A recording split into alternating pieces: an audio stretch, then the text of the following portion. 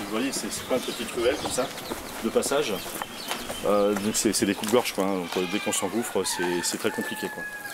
Et là on monte, c'est toute la colline, hein, c'est du même acabit. Et comme nous forcément on arrive forcément du bas, à chaque fois on fait l'objet de tirs de projectiles et on n'arrive pas à identifier les auteurs de ces tirs, quoi.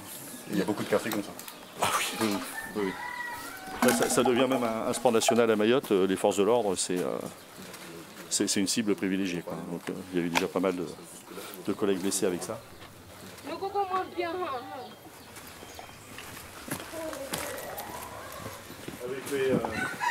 Avec les grosses pluies qu'on a eues ces derniers temps, tous les déchets sont arrivés dans le contrebas et là ça devient un chemin différent. Donc les gens qui habitent dans les banlieues sont obligés de passer par là, ils n'ont pas d'autre choix. Il serait plusieurs milliers à s'entasser ici, avec chaque jour de nouveaux arrivants. Les cours, comme vous voyez, il y a une porte cadenassée. Et dans la cour, c'est pas un seul banga, c'est plusieurs bangas. Plusieurs familles qui habitent dedans. Vous regardez, vous voyez là, il y en a un, là, il y en a un, c'est partout comme ça. Donc quand ils rentrent dans la journée comme ça, là, ils rentrent, ils sont sans faire la clé. Voilà, donc à partir du moment où ils franchissent ce portail, ils sont considérés chez eux.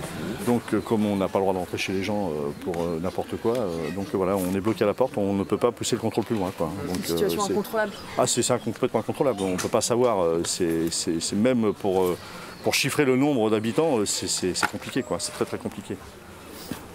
Là, on est là. Tous les gens qui sont au courant, là en haut, là-bas, ils sont déjà au courant de notre présence. Ils le savent tous là déjà. Donc nous, quand on arrive en bas, là-bas, déjà ils sont au courant. Le temps de monter, de prendre des petits chemins, en général, il n'y a plus personne. Le quartier est tenu par des gangs d'adolescents qui contrôlent tous les trafics, et notamment celui de la drogue.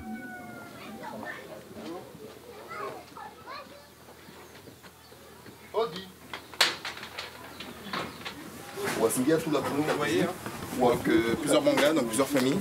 Donc on peut en compter 1, 2, 3, 4, 5, 6. Et là, je crois que ce sont les sanitaires ou la douche. Donc 6 familles sur un terrain. Sachant que chaque famille, si vous voyez à peu près avec les enfants et tout, il faut compter 5-6 personnes minimum. Donc ça fait beaucoup de monde sur une petite surface. Vous avez combien d'enfants, madame? Madame, vous avez combien d'enfants? 2? Bah non, ce sont pas vos enfants? Fatima, Naïma? Non? Naïsa? C'est qui vos enfants là? Que? Les deux là? Ah, Donc là concrètement vous avez une famille comme ça, en situation irrégulière. Ah ça, je vais pas demander si elle a un titre de séjour. Mais vu comment elle cache son visage, madame, vous comprenez le français? Mais si, vous répondez non. Vous avez un titre de séjour, vous? Oui ou non? Non, oui. Ça fait combien de temps que vous vivez à Mayotte? Tu as quel âge? Vas-y. 4 ans? Non. T'as 4 ans? T'es grande comme ça? Donc ça fait que vous avez au moins 4 ans à Mayotte, c'est ça? D'accord. Et vous êtes arrivé comment à Mayotte?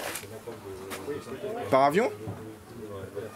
Allez madame, on voit pas votre visage, vous êtes caché avec le châle. Alors, vous êtes arrivé comment à Mayotte? Bon, vous voyez, donc là c'est un cas typique. Donc la mère avec son enfant, donc bien sûr elle est scolarisée, hein. Le droit à la scolarisation pour tous les enfants, qu'ils soient français ou d'origine étrangère. Et la mère, donc ça fait déjà 5 ans qu'elle est à Mayotte, qui ne fait pas la demande, donc forcément si elle ne fait pas de demande, elle n'aura jamais de titre de séjour.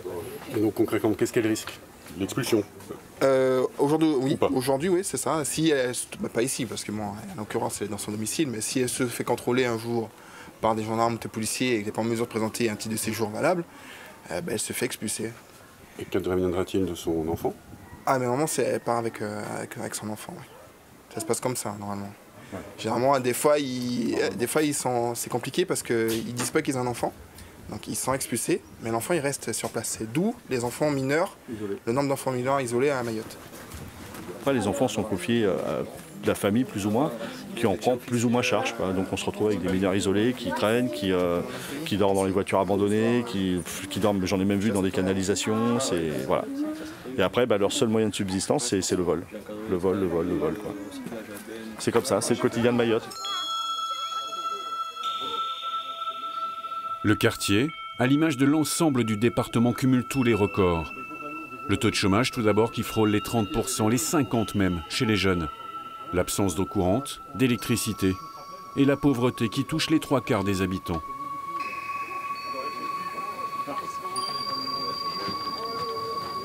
Je ne sais pas si je dois dire on a laissé traîner, on a laissé faire les choses, mais toujours est-il que la population s'est multipliée en 4, en 5, je ne sais pas. Et le problème, c'est qu'en fait, il y a toute cette population, mais à côté, on ne voit rien justement pour accompagner le développement du quartier. On ne voit rien pour accompagner les infrastructures, comme vous le voyez, il n'y a pas de route. Hein. Le jeune le disait, il n'y a pas de route, il n'y a rien du tout. Il faudrait peut-être à un moment ou à un autre qu'on commence à prendre conscience de la situation de ces jeunes-là, de la situation de l'habitat, de la situation de Mayotte tout court, là, pour essayer d'améliorer la situation et surtout d'améliorer l'avenir des jeunes. Qu'est-ce que vous voulez faire plus tard, les enfants? Moi, je vais faire la gendarmerie. Tu veux aller à la gendarmerie? Oui. Moi, je veux faire le Toi aussi? Oui. Moi, je veux être éleveur. Éleveur de chèvres. De chèvres.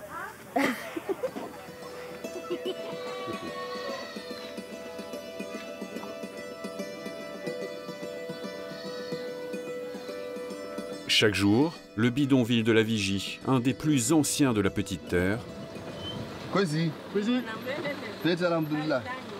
gagne du terrain sur les collines avoisinantes. Tant qu'il y aura de l'immigration clandestine, les gens ils ont besoin de s'installer quelque part. Ils ne vont pas dormir dans la rue. Ils ne dorment pas dans la rue de toute façon, comme ça on le voit. Le résultat c'est ça. Ici quand ils viennent construire leur banga, ici là, c'est fermé. Quand on passe dans la rue comme ça, on ne voit rien du tout.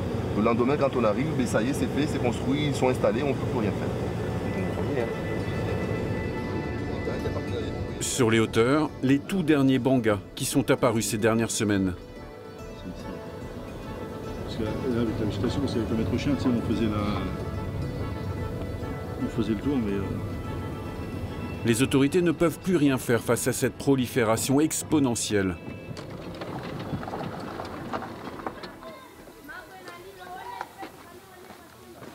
Certaines constructions surgissent en une nuit seulement.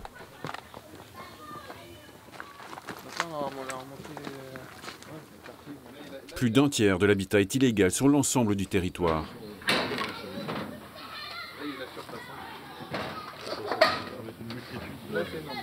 Donc, imaginez, voilà, vous rentrez dans des autres chemins.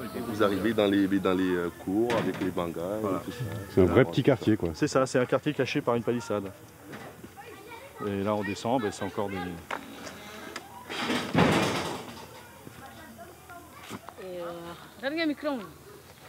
Il n'y a pas de grande personne, il n'y a personne?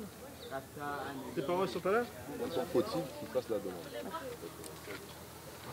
Vous voulez quoi? Vous habitez ici? Quoi? Vous habitez ici? Autour de nous, dans la cour, des groupes d'enfants qui ne sont pas recensés par l'administration. Le problème, il est là, ils ne sont pas français. C'est pour ça qu'on dit qu'ils ne sont ni expulsables, ni régularisables. C'est parce que c'est des jeunes qui sont nés, qui peuvent être nés aux Comores, qui viennent avec les parents en situation irrégulière. À partir du moment où les enfants sont scolarisés, les parents fournissent des bulletins de scolarité, les parents arrivent à avoir un titre de séjour, mais si les démarches ne sont pas faites pour les enfants, à arriver à leur majorité, quand on les contrôle, ils nous montrent qu'ils résident en France, enfin sur Mayotte depuis 5, 6, 7, 8 ans, qu'ils ont suivi une scolarité, donc on ne peut pas les expulser, mais ils n'ont aucun papier pour être régularisables. Voilà.